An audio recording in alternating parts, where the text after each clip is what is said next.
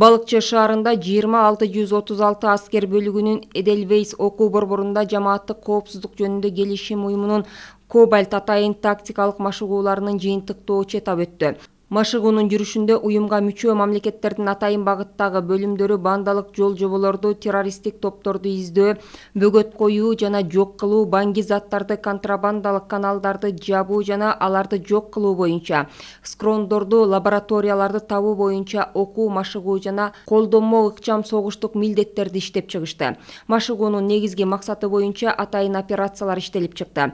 Алар чек аранын мыйзамсыз куралдуу түзүмдөрүнө бөгөт коюу, ЖККнун ыкчам чара көрүү жамааттык күчтөрүнүн атайын багыттагы күчтөрүнүн түзүмдөрүнү тарабынан мыйзамсыз куралдуу түзүлүштөрдүн чачыранды топторун издөө, табуу жана жоюу, улуттар аралык уюшкан баңги топторду издөө, атайын операция болгон районду тосуу, калктуу пунктта чалгындоо издөө иштерин жүргүзүү, ЖККнун ыкчам чара көрүү жамааттык күчтөрүнүн атайын багыттагы күчтөрүнүн түзүмдөрү тарабынан мыйзамсыз куралдуу түзүлүштөрдү куралсыздандыруу жана жоюу, коммерциялык банктын имараттарында барымтага алынгандарды бошотуу жана мыйзамсыз куралдуу түзүлүштөрдү жок кылуу. Жамааттык коопсуздук жөнүндө келишим уюмунун башкы катчысы Станислав Зайс машыгуунун жыйынтыгын чыгарып жатып, атайын багыттагы күчтөрдүн түзүмүнө жогорку баа берип, бардыгы болуп 500дөн ашык адам аскердик жана атайын техниканы колдонуу менен катышкандыгын, ал эми чалгындоо үчүн учкучсуз учуучу аппараттар активдүү колдонулгандыгын белгиледи.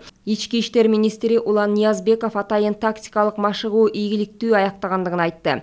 Машыгууга Казакстан, Армения, Россия, Тажикстан, Беларусь, Бириккен Штаб жана ЖКК катчылыгы, өлкөнүн ИИМ, Улуттук гвардия, ÖKM жана УКМК чек ара кызматынын аскердик контингенттери жана ыкчам топтору катышты. Анын жүрүшүндө кичи футбол, аркан тартыш жана ок атуу куралдары менен мелдеш тоскоолдук тилкесин жеңүү спорттук оюндар уюштурулду. Жыйынтыгында жеңүүчүлөр кубоктор, медалдар жана ар кандай даражадагы дипломдор менен сыйланышты.